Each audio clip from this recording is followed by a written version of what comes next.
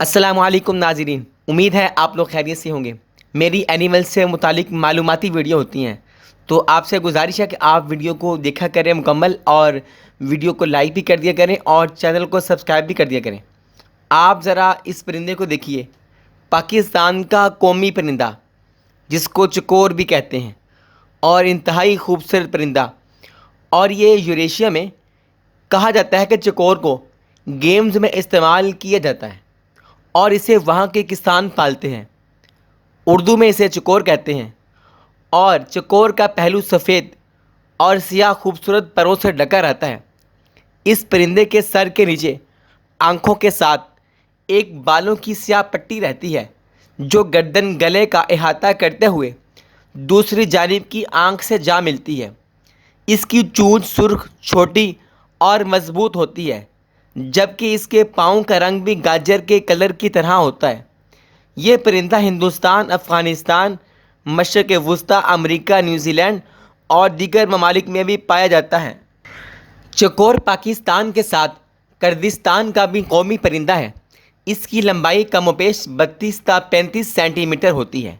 اس کا چہرہ سفید بالوں سے ڈھکا رہتا ہے، جبکہ اس کے اطراف سیاہ دھاری پٹی ہوتی ہے۔ نر اور مادہ چکور کا سائز تقریباً مساوی ہوتا ہے، مگر مادہ کسی قدر نر سے چھوٹی دکھائی دیتی ہے۔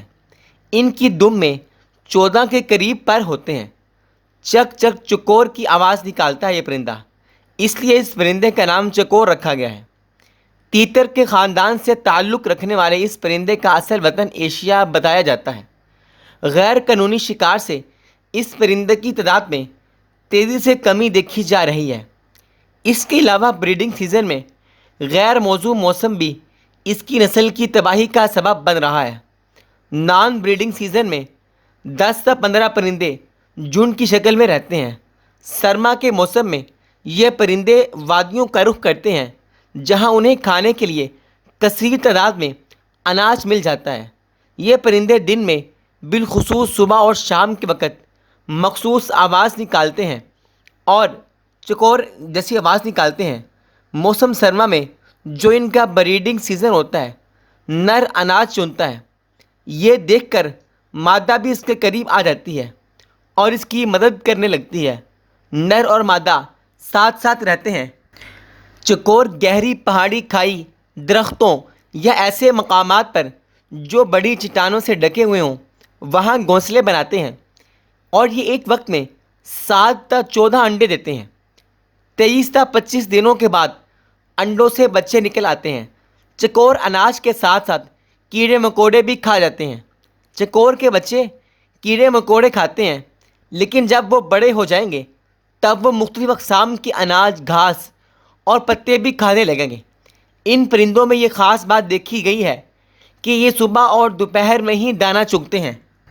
ناظرین، پاکستان میں چکور نہ صرف قومی پرندہ ہے بلکہ اس کو محبت کی علامت کے طور پر بھی لیا جاتا ہے۔ شمالی ہندوستانی اور پاکستانی روایت کے مطابق بشمول ہندو ثقافت، چکور تیتر ایک پرجوش محبت کی نمائندگی کرتے ہیں۔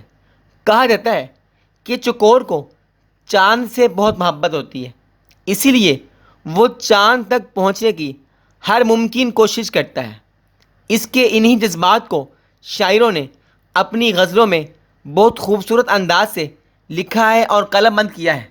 ناظرین، تو آپ اس ویڈیو میں اس پرندے کو دیکھ رہے ہیں، کتنا خوبصورت پرندہ ہے اور کیسی اچھی انداز سے بولتا ہے اور آواز نکالتا ہے۔